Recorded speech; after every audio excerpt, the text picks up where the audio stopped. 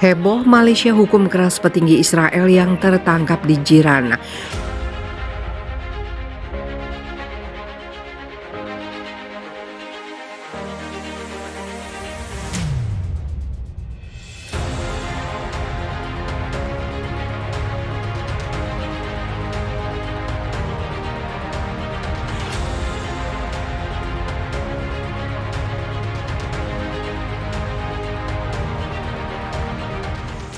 Baru-baru ini Malaysia dilaporkan baru saja menangkap seorang petinggi Israel yang melakukan operasi senyap ke negara pembela Palestina ini. Kedatangan petinggi Israel ke Malaysia yang punya agenda besar tercium oleh intelijen Jiran. Hal ini membuat pasukan negeri Malaysia bersiap di segala titik yang pada akhirnya petinggi Israel juga beberapa ajudan serta pasukan mata-mata lainnya masuk jebakan Jiran. Nasib petinggi ini tidak tertolong. Ternyata punya misi yang tidak biasa mengincar orang-orang Palestina yang berlindung di negeri Malaysia. Kesigapan negeri Malaysia dalam melakukan pengepungan ini berjalan lancar sehingga para agen Zionis masuk perangkap segera diproses seberat mungkin. Bahkan Jiran menjatuhkan hukuman mati terhadap perusuh yang menyelinap masuk ke negeri mayoritas Islam ini. Dalam pengembangan kasus, polisi menangkap 18 orang lainnya. Mereka ditangkap dalam operasi terpisah di Kuala Langat, Ampang, Beranang di Selangor serta Malaka. Semuanya telah menjalani sidang dakwaan. Mereka dijerat pasal 3 Undang-Undang tahun 1961 serta pasal 34 KUHP. Warga Palestina mengucapkan terima kasih atas kesuksesan polisi Malaysia ini. Lalu menurut Anda bagaimana aksi Malaysia ini?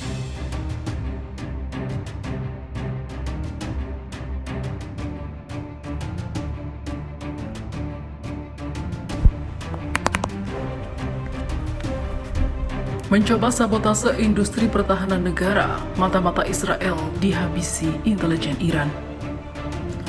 Skenario sabotase industri pertahanan Republik Islam Iran oleh Dinas Rahasia Israel Mossad akhirnya usai. Badan intelijen utama Iran Fajr berhasil menangkap jaringan mata-mata yang dipimpin oleh anggota Mossad pada Senin 19 Desember 2022. Adalah Frank Genin, pria berkenegaraan Swiss yang diamankan oleh intelijen Iran dan telah dijatuhi hukuman. Lewat pantauan FIFA, militer dari akun LinkedIn pribadinya, Genin menjabat sebagai Ketua Dewan Penasihat Fintech and Greentech. Sementara dalam laporan yang dikutip FIFA militer dari The Times of Israel, Genin bertindak sebagai broker data di perusahaan yang bergerak di bidang manufaktur suku cadang. Dari situ Genin kemudian menjalin hubungan bisnis dengan industri pertahanan Iran. Genin diketahui mengundang salah satu koleganya ke Malaysia untuk bertemu dengan Hadrin Lavaux. Lavaux lah sosok yang diduga agen Mossad. Ia adalah direktur pengelola AAA, sebuah perusahaan bahan dan suku cadang kedirgantaraan yang berbasis di Singapura. Posisi Lavaux di perusahaan tersebut diyakini hanya sebagai kamuflase, sementara Genin diketahui terdaftar sebagai ketua perusahaan di situs resmi AAA. AAA dilaporkan menjalin hubungan dengan perusahaan Iran yang menjual serat karbon resin dan panduan logam lainnya. Kemudian sebagai mitra Lavaux menghadiri acara di Iran dan di balik kedatangannya ia mencuri data tuntutan industri pertahanan negeri Mullah. Di balik pergerakan Lavaux, intelijen Iran diam-diam mengidentifikasi jaringan, mengikuti aktivitasnya dan menggagalkan rencananya. Namun demikian tak dijelaskan berapa banyak orang yang ditangkap. Seperti yang diketahui, Teheran dan Yerusalem telah lama saling tuduh melakukan aktivitas mata-mata. Israel memandang Iran sebagai ancaman terbesarnya. Israel kerap mengancam akan mengambil tindakan militer untuk mencegah Iran memperoleh senjata nuklir. Di sisi lain, militer Iran selalu membantah tuduhan Israel. Dan hingga saat ini, Israel tidak bisa berbuat apa-apa. Awal Desember 2022, otoritas keamanan Iran menangkap 7 orang yang bekerja sebagai agen Mossad. 4 diantaranya dieksekusi mati dengan cara digantung pada 4 Desember 2022 lalu. Keempat tersangka adalah Hossein Ordukanzadeh, Shahin Imani Mahmud Abad, Milad Asrafi At-Batan, dan juga Manusher Syabandi Pojandi. Kini, Iran kembali menangkap para mata-mata Israel ini dan siap diberi hukuman yang sama dengan sebelumnya.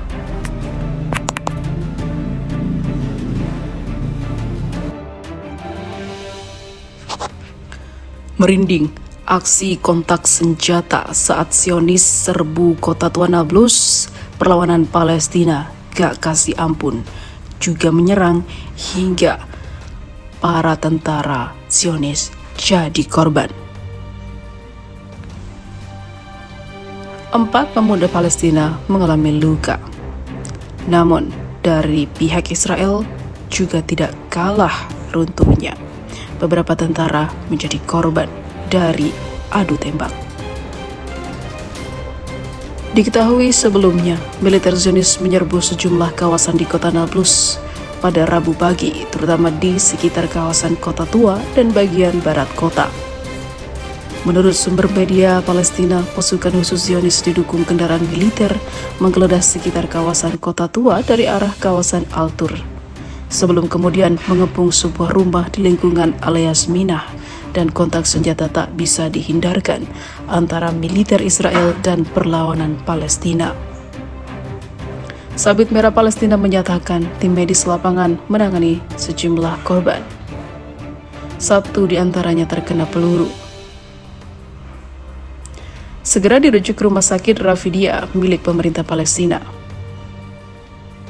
Menurut kesaksian warga, pasukan khusus Israel menggeledah Kota Tua dan Kota Nablus menggunakan pakaian sipil dan kendaraan mirip mobil box pendinginan, sebelum kemudian berkonsentrasi di Hos Atot dan di alias Minah, lalu mengepung sebuah rumah. Saksi mata menyatakan tentara Israel meninggalkan pakaian yang mereka gunakan saat menyerbu Kota Tua di Nablus. Warga Palestina melaporkan masuknya kendaraan ambulan Zionis milik Bintang David Merah ke Kota Tua, bersama dengan jatuhnya korban luka di barisan pasukan Israel. Menurut sumber, pasukan Israel kemudian hengkang dari Kota Nablus dan sekitar Kota Tua menuju kawasan Al-Tur dan bagian barat kota, bersamaan dengan kabar yang beredar tentang penangkapan pemuda Palestina dari rumah yang dikepung pasukan khusus Zionis di alias Minah. Sementara itu,